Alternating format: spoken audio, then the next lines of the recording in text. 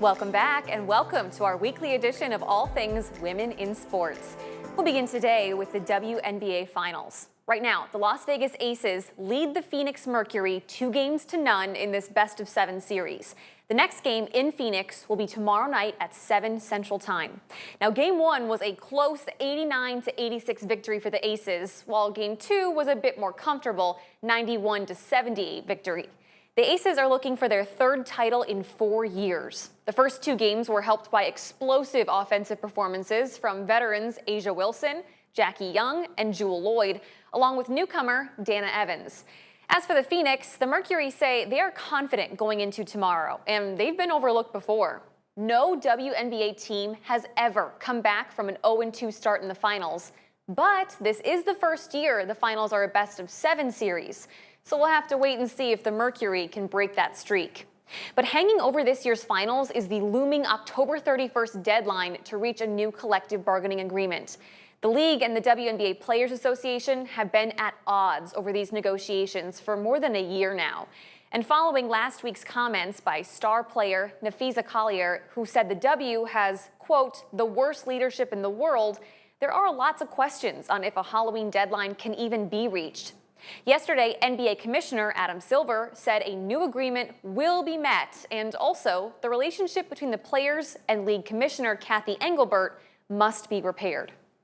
But now that the Fever are officially out of postseason play, there's lots of attention on what superstar Caitlin Clark will do with her offseason. Clark only played 13 games this year due to lingering injuries. So in her exit interview last week, she said her #1 priority is getting healthy and building up her endurance.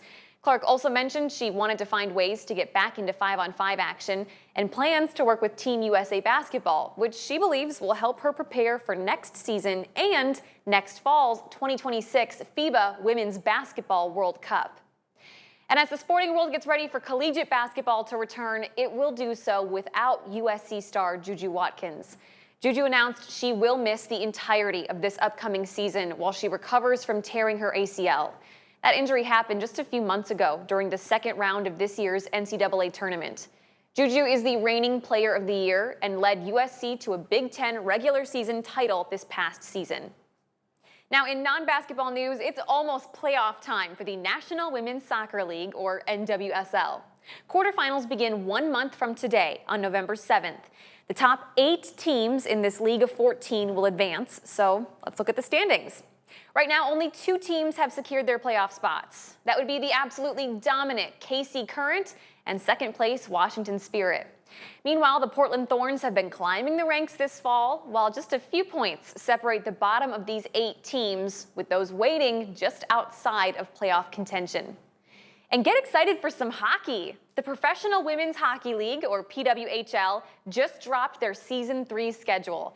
This will be an increase to a 120-game season, with each team playing 30 games.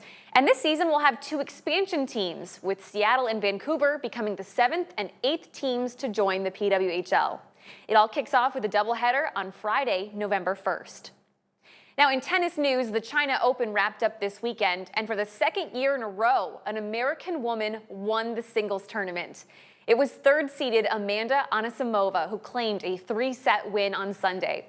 To get there, she had to defeat last year's winner, Coco Gauff, in the semis. It was an emotional moment for Amanda, who was runner-up at both this year's U.S. Open and Wimbledon. She is now the 3rd American woman to capture this trophy, including Coco and Serena Williams. Well, how about some football news? The NFL has announced plans to launch both a men's and women's flag football league, quote, in the next couple of years. The goal is to have the leagues running before 2028's Summer Games in LA, where flag football will make its Olympic debut. And the appetite seems to be there. 30 states now offer competitive flag football for high school girls, so we'll keep you updated on any news of a launch date.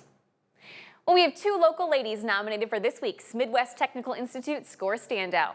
So pull out your phones. First up, we got Meredith Young from Monmouth United. She shot a 79 to win a 1A regional at Valley View. Also nominated is Isabel Kramer from Pleasant Valley. Isabel recently recorded her 1,000th career kill. So if you scan this QR code, it'll take you right to the page where you can vote. You have until tomorrow at noon to cast your vote for any of our Score Standout nominees.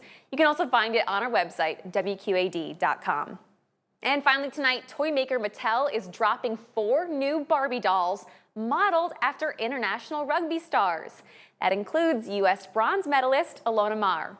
The dolls will celebrate the player's strength with visibly defined arms, shoulders, and legs, plus more athletic builds.